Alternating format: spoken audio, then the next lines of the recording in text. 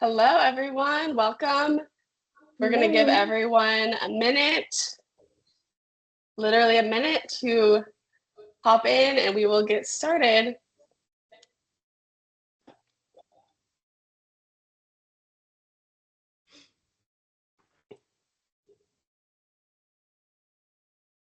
So exciting to see so many people already on and ready to go. This is going to be great. Yeah. Especially given that it's the middle of summer. People need to be inside, I think, from this heat. Good point. Another 30 seconds or so, we will get kicked off.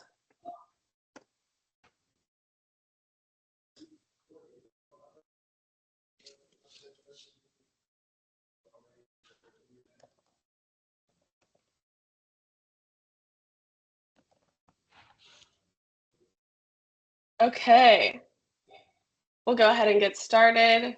I'm sure we'll have some other people trickling in as we get further into it. So thank you guys all for joining us on this good old July 17th, middle of summer. We're going to spend the next 45 minutes talking about accelerating the process of exit prep with business analytics. I think some of you might have joined us for our webinar in June, where we talked more broadly about the role of data in M&A, specifically in due diligence. So today, we're going to be talking specifically about the sell side exit planning phase. And we've become, honestly, pretty thoroughly convinced that data accelerates the process from the beginning, considering exit, few years from that, going to market, all the way to a post-transaction integration or after sale. And so we have become very convinced of that. We've seen a lot of use cases that has proven that, but we want to hone in today on the sell side and the exit planning phase. So this is a little look at our agenda. We're going to do some introductions, a little bit about InfoFluency and about us, and then we're going to kind of go through the exit planning journey, some of the specific roles that we see data and analytics playing in that journey, and we'll walk through a few case studies, and then we'll end our time with some Q&A. So we got a lot to cover in the next 42 minutes. Briefly, a little bit about us, about InfoFluency. We, as a company, exist to help businesses make their data useful and meaningful.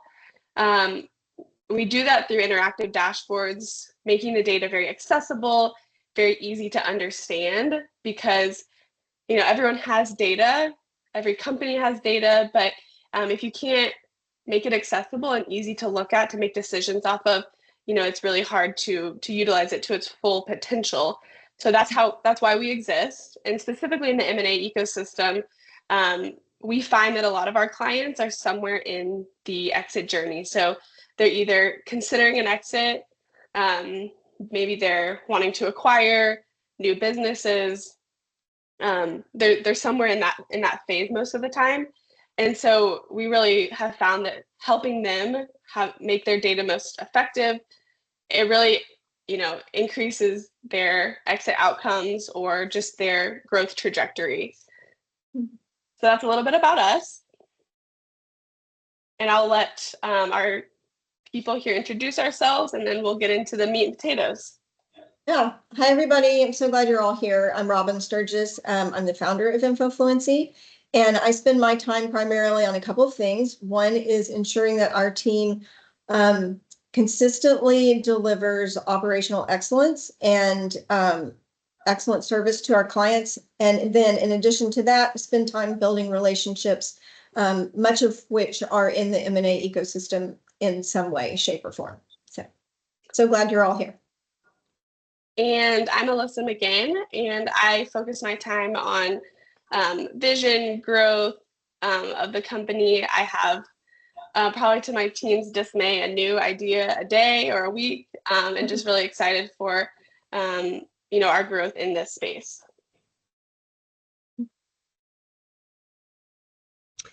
Hello, I'm Carrie Eggleston. So my focus is on growth as well, finding amazing new clients to help utilize their data, which is arguably the most abundant resource in any organization, making sure that that's truly a competitive advantage, value added component of the building of the business, and ensuring that we align our analytic solutions to the unique needs of each one of our clients. So it's very rewarding to see the catalytic effects of what we can do together.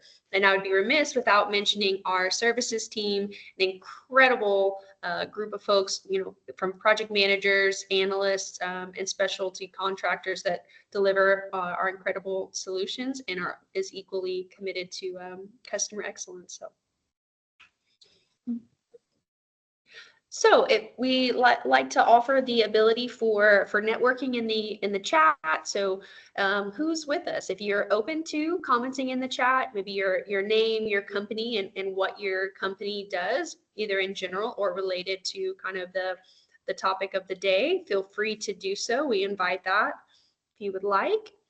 Regarding questions, we recommend utilizing the chat to share who you are and what brought you here today. But for questions, if possible, we'd love to utilize the specific Q&A feature within Teams.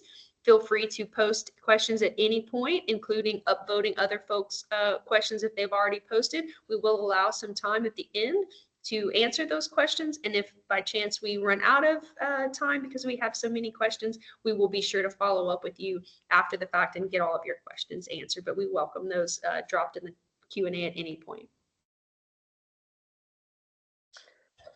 Okay, so now that we've done some housekeeping, and I hope you guys are all introducing yourself in the chat and hopefully even getting to know one another. We're all for, letting this platform be one where you can meet new people that are in a similar space. So as that continues to happen, we'll go ahead and get started on more of the content piece. And so I think we'd be remiss not to start with the challenges of business exits. And I think, many of the people that are here with us today can attest to some of these challenges. This will not be completely new information to some of you who walk alongside business owners who are prepping to exit. And I think, a lot of it is that business owners, it's this idealistic idea that, I'm going to exit a business and it's going to be this, great and easy process. But when in reality, most businesses that want to sell, most of them not most, but a majority that attempt, it actually fails. And I think that, that's part of what, we're talking about today is how can we have a successful outcome. And a lot of you are helping clients have successful outcomes when they're coming to market. And I think a lot of times the exit process is hard to understand, and there's not a lot of knowledge or understanding of what all is involved in that process. It's can be very long and very tedious. And I think sometimes, the business is not as sellable as the owner may think. And, for one reason or another, there's factors at play that make the business not as sellable, which we'll talk about why that prep phase is so important for being able to identify ways that the business can become more sellable and to reach that valuation and that exit outcome that you as the business owner or your clients as the business owner are looking to achieve. And, our perspective is from the data perspective. And so, we really feel that data really helps in all of these different challenges.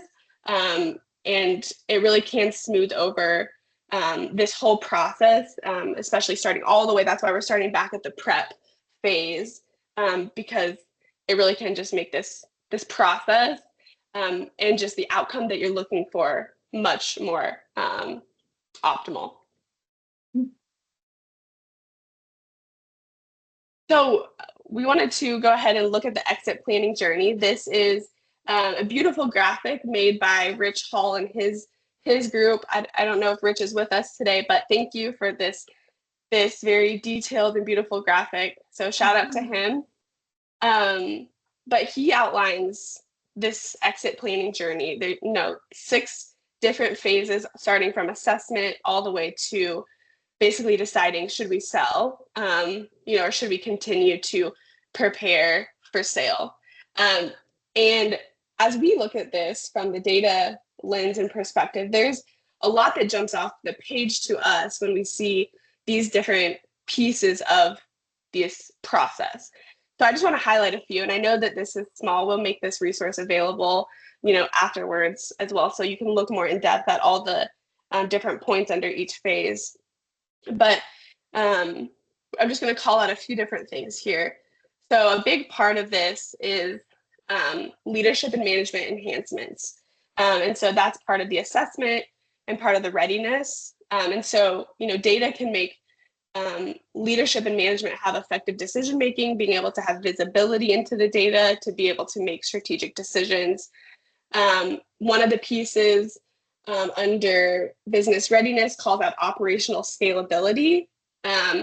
Data can show where operational improvement is needed, help monitor progress as improvements are made.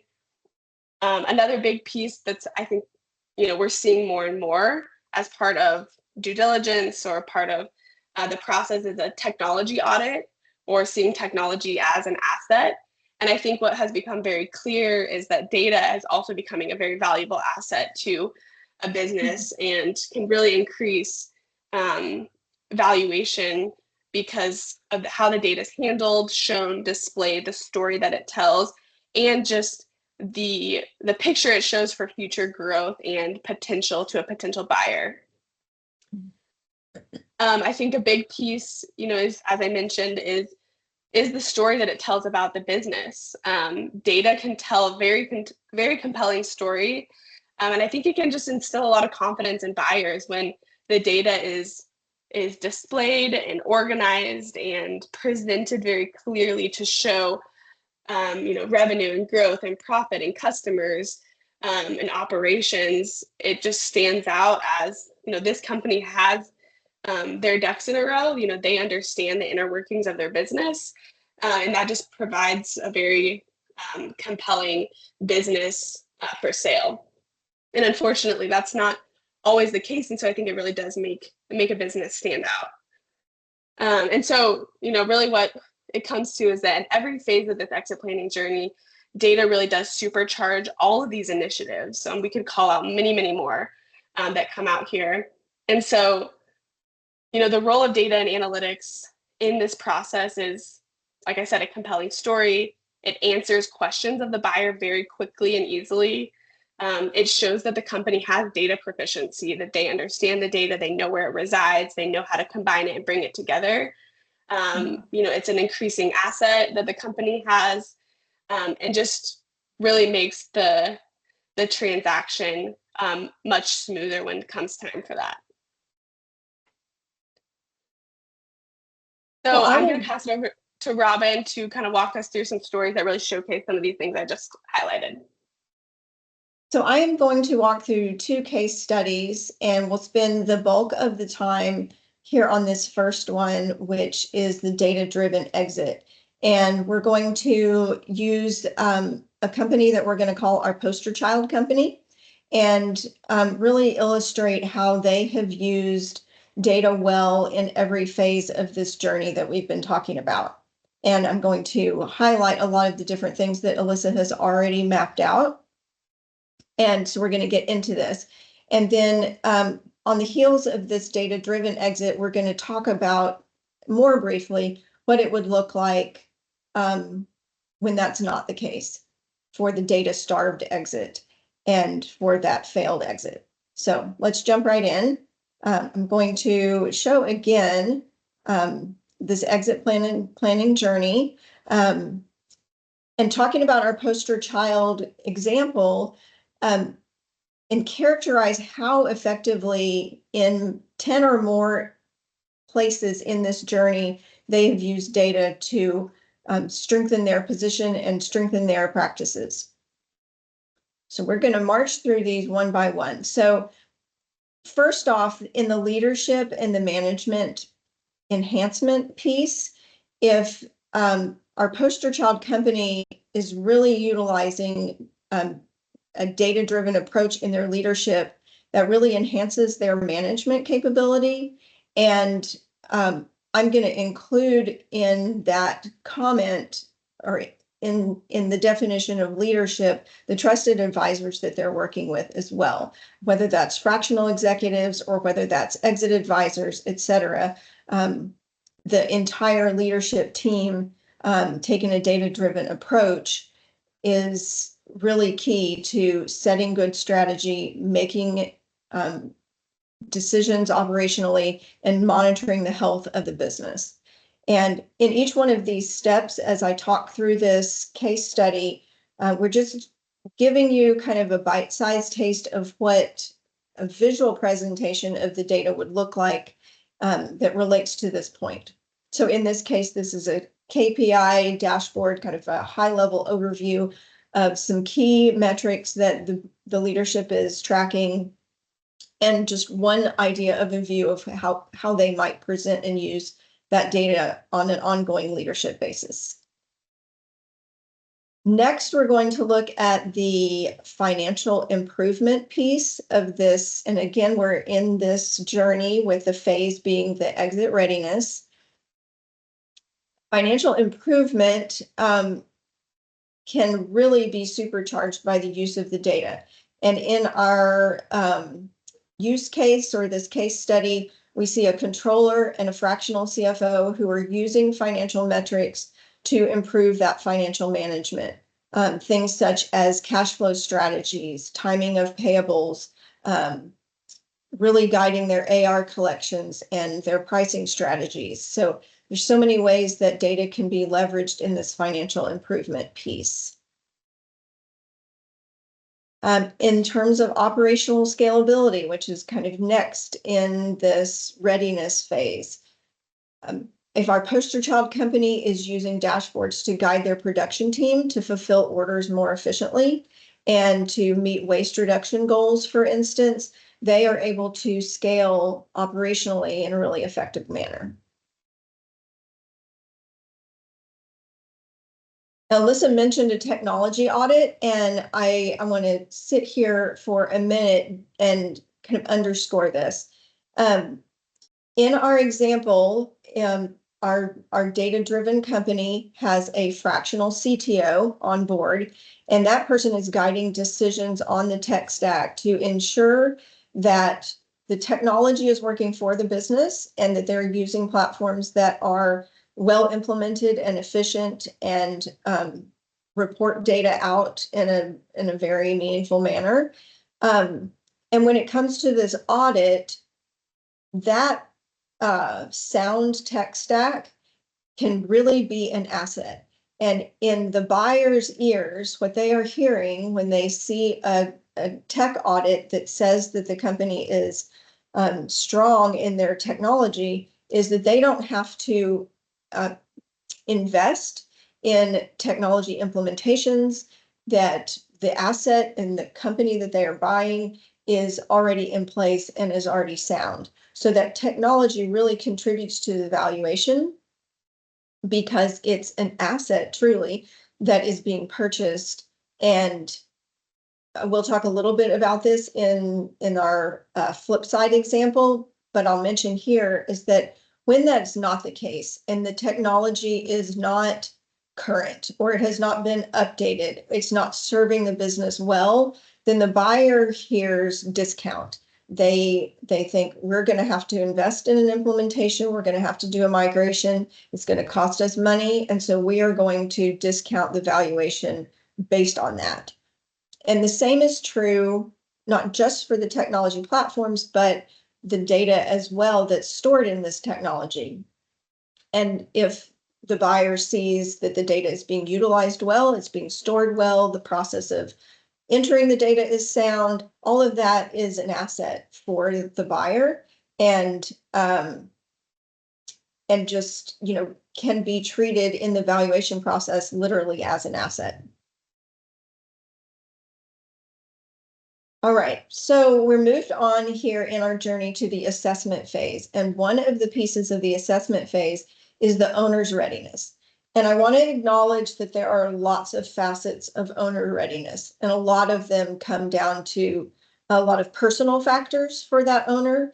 But data does really play into that, the owner feeling ready to embrace this exit process. If the owner is understanding the interests of buyers and the questions they will ask, if they are seeing this type of data that the buyer will want for their own business, it really contributes to that owner's ability to feel ready to enter this further steps of the exit planning process and on into the transaction phase.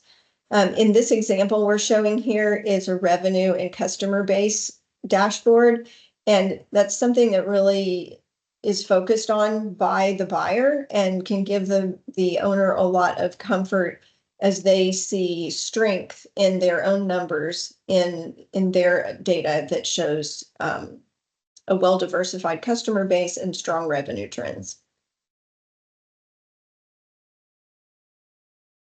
All right, business attractiveness, and this comes into play when the business is when the business story is being prepared to be told to the market and to it in a way that attracts buyers.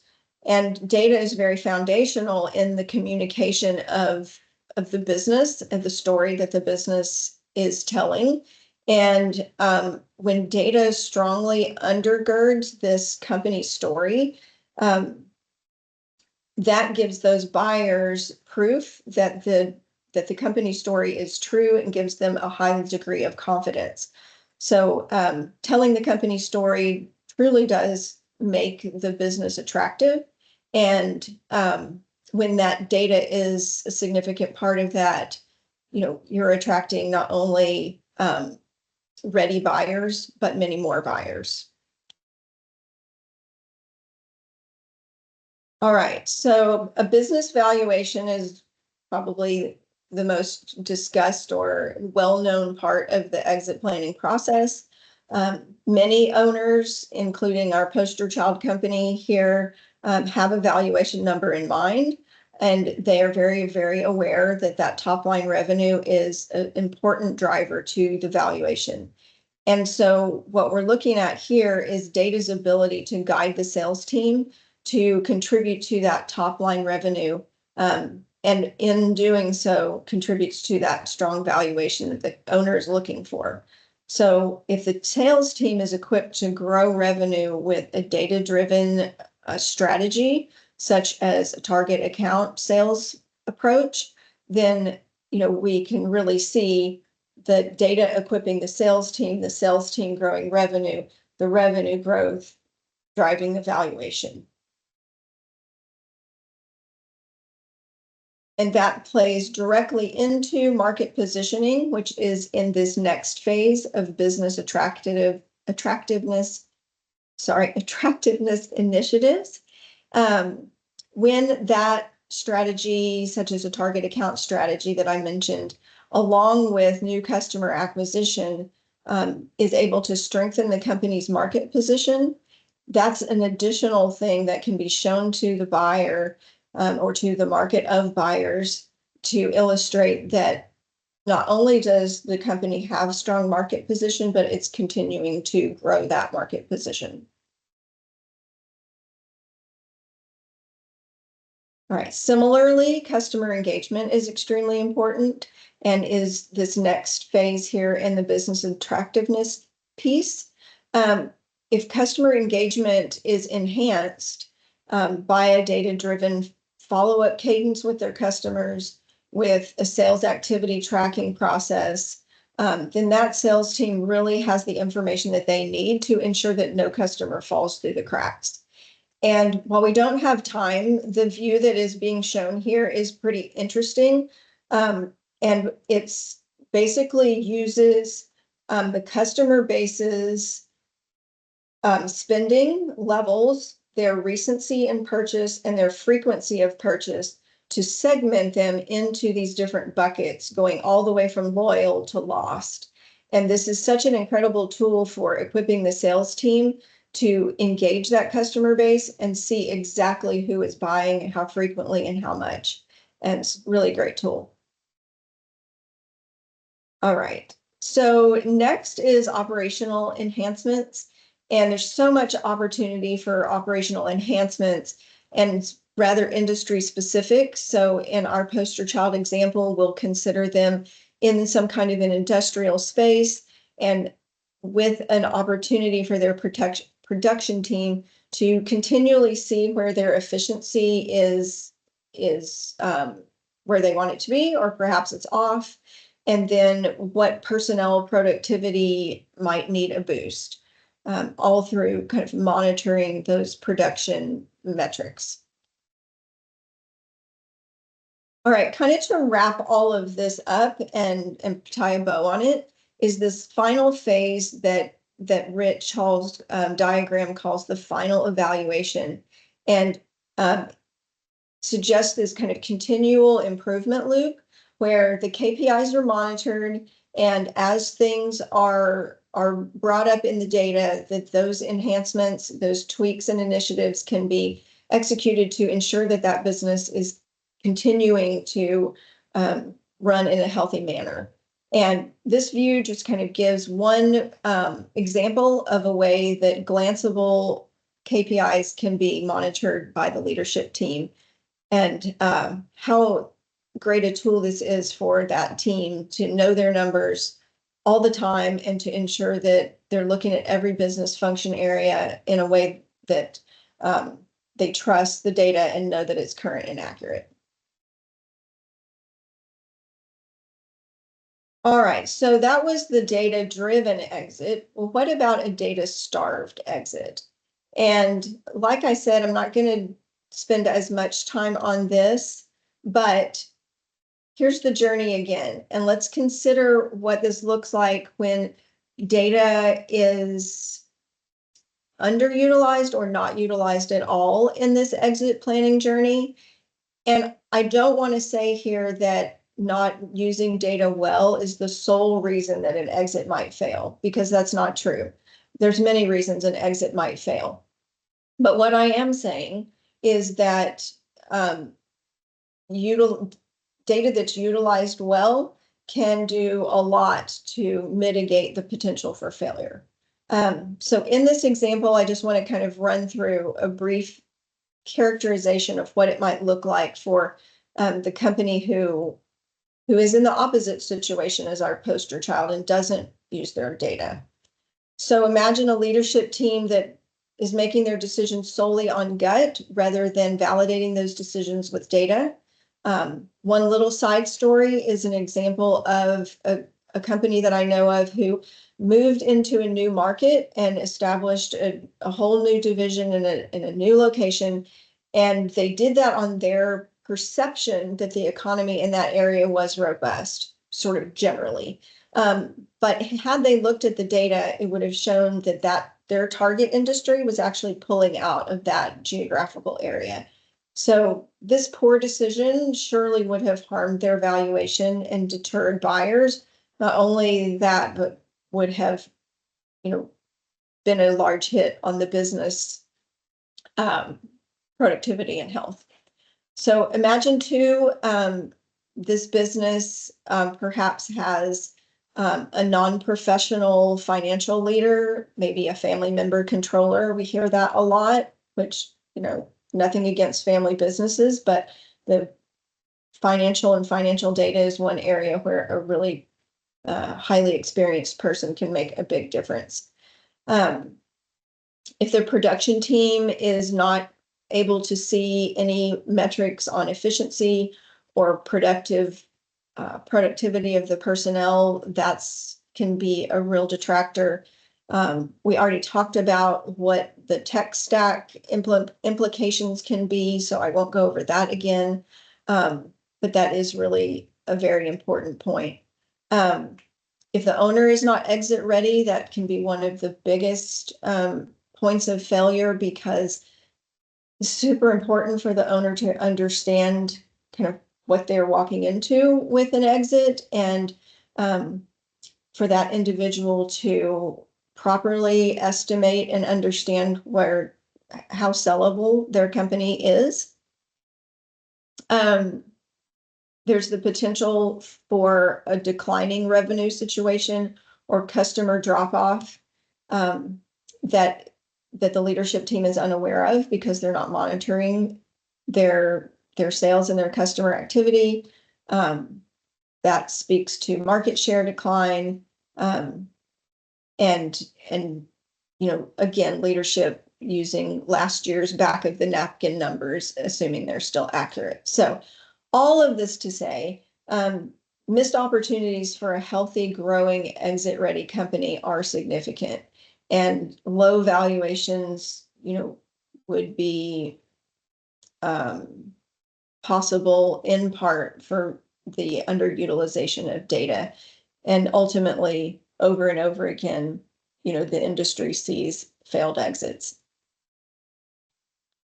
So, what I want to move on to is a quote from our friend Matt Gilbert, who is a transaction advisor and the founder of Gilbert and Pardue Transaction Advisors. And he makes the point that even just a small amount of data used well truly will make your business more valuable in the long run. And so don't want to end on a negative note with our exit fail example, but just want to underscore that even a small amount of data-driven approach makes a big difference, not only in valuation, but in the success of the transaction itself. All right, just a mention of our approach to this. At InfoFluency, as we've shared earlier, we are all about making data visual and useful.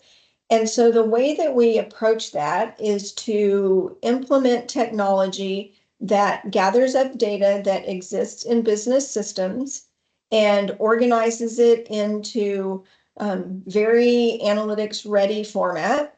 And then from that, we can display to our clients any manner of dashboard presented data that they can use to make their business run well and in a way that enhances their growth.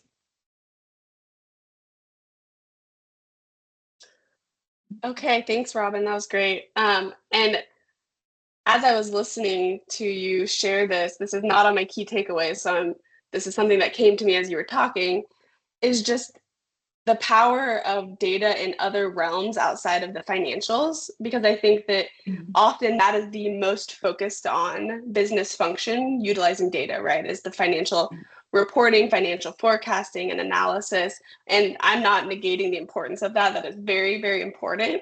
But I was just struck with the importance of all the other business functions undergirding, to use your word, with data. So, sales and operations.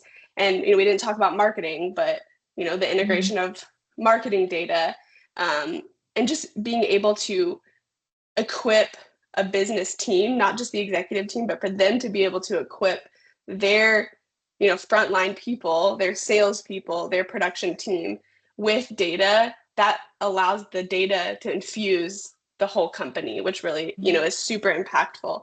So that was a big takeaway as I was listening to you, is even taking our eyes off some of the financials and looking at other places where data can really, make a huge impact.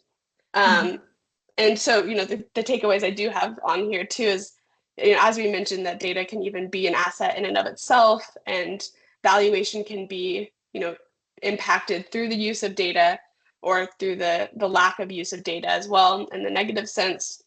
And it really can just power your exit and your preparation to exit. So a few takeaways there. And I'll pass it to Carrie for Q&A. Thanks, ladies. That was lovely. So one more invitation to drop any additional questions in the Q&A. We have a couple so far. Let's start with one from Lewis Katz. He asks, and let's give this to Robin. Would you include Datto and Kaseya tech stack items as a tech asset, even though there's a monthly cost and contract terms involved? Sorry, I missed the two terms that, or the two names that were used in the question. Datto and Kaseya tech stack items as a tech asset, even though there's a monthly cost and contract terms involved.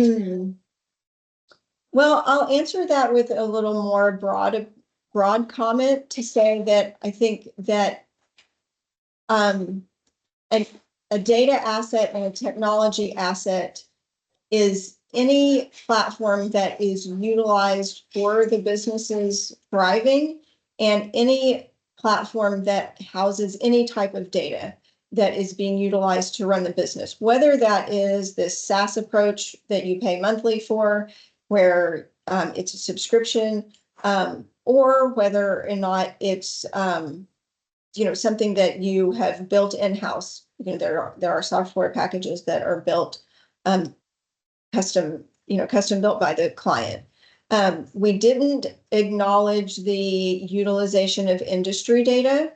And those are often a monthly subscription to platforms that provide industry benchmarks or any manner of industry related external data. And those are very powerful. And if there is a subscription to those, I would absolutely include those as a part of the technology and data assets. Excellent, thank you. So we've got another from Lyle Newkirk.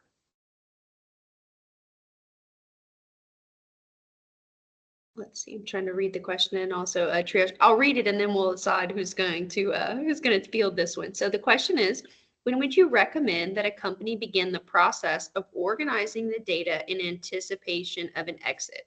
Ideally, they're always keeping their data in a manageable fashion, but when do they step it up in an exit scenario? So Rob, I guess you want to go ahead and take that one as well. Yes. So Lyle, you're right. I mean, from day one, is the time to start collecting and utilizing data well. But to your point about when to start structuring and presenting that data in an exit pointed direction, I would say at the time of when you start working with an exit planner. And I'll just advocate for the folks out there in the market who are in that planning phase. There's a certification called the SEPA, which is probably very familiar to all of you in this call, but the exit planning certification is something that's held by the individual that has a SEPA. And when that person or someone like them is engaged, that is the time that person should definitely be including data in their work with the company to prepare it for sale. So I'd say when there's an engagement with a person like that, that would be the time to start pointing that data in an exit direction. Wonderful, thank you. Question for Alyssa from Linda Jensen. What is the difference between data and standard accounting? So I think that speaks to what I mentioned in the takeaway section, is just that a lot of times data can be associated to the financials, and that's kind of the first place that people go. But in a more broad sense, data is any sort of information collected by the business. So that can be, even down to what's in your CRM, the attributes of your customers, the operations. If you're doing if you're in manufacturing, that's the machine data from your shop floor. Any information that your business is collecting would be the broad sense of data, and the accounting would just be the piece of the financials of the business. And so, while the accounting data is definitely very, a very prevalent part of understanding the other pieces of the business, it's not the only piece. That's a good question. Great, thank you. We have another question from Lewis Katz. Robin, you can take this one. Is there a way to optimize a quick, too late exit? Optimize a too late exit, as in catch up for lost time? I believe, and Lewis, feel free to drop in any clarifying if need be, but I believe he means you're starting later than you should. How can you make the most of it, if I understand that correctly? Yeah, that's a great question. I would say, yes, there are ways to do that, especially on the data side, where it's probably too late to implement, a whole new portion of the tech stack that might be missing, but you can leverage the data that is present, ensure that it's high quality data by cleaning and transforming it, and then putting it to work for as much utilization by the leadership team and the exit team as possible, and just make as good a lemonade as you can possibly make, with either too few lemons or lemons. And I'll add to that really quick. I think that the dashboard we showed about revenue, like from a very high perspective on revenue, can be a great place to start if you just need to have something in your hands that you could give to buyers that gives a high overview of customers and revenue. That would be a great quick win. Mm-hmm. Okay, wonderful. Maybe just to wrap us up, Alyssa, if you would like to maybe speak briefly about the ability to uncover additional insights via some of these activities, right? So let's say that the goal is to utilize data to prove valuation, but sometimes innately from that process, you do something such as prove that you're less risky than maybe would have initially thought. So a quick ability or quick recap on how some of these activities really provide a lot more benefits than just what we're discussing here because of the building block nature of data and insights. Yeah. I think that we haven't had a time where we've worked with a company where the initial question that they go to their data to discover was the only thing that they came out with. And so what I mean by when I say that is just the data just once you start looking into it and digging into it, it opens up all of these other maybe assumptions or things you hadn't even really considered as you start to look at it. And so inevitably, to your point, Carrie, more is revealed in the process of starting to understand and have visibility into your data. And so that leads to more curiosity. And that starts to say, well, if this is showing this, then what else could we learn about this? And it just becomes a continuation of learning. And so I think there's a lot of other things that can come out of it. But I think the key is that you just kind of have to start and see where that process takes you and what other benefits and insights you glean along the way and what other questions it prompts. Thank you. I think we will close the Q&A. I see, Lewis, your last question about whether we come to Boise to speak to a gathering of business owners. We will certainly follow up with you in email there. And again, feel free. We'll be reaching out to each of you. So if more questions come up as this rumbles around in the old noggin, we'll definitely provide the opportunity to continue exploring that. Okay, and as we wrap up, we wanted to extend a special offer to everyone that is in attendance with us. And even if you have to drop off, this offer will be available to all of the attendees after as well. As we're talking about all of this, these aspects related to data, sometimes you just need someone to get in there and tell you what you have and what you don't have and what opportunities you have from a third party perspective. And so we're offering an assessment that does just that we come in and evaluate your tech, what data that you have, and look at what we call 4 exit optimization categories that we can score you on to show ways that you can improve in those 4 categories related to how you're utilizing your data. So those are operational efficiency, revenue and sales growth, executive decision-making, and financial strategy. So this assessment includes an interview with stakeholders.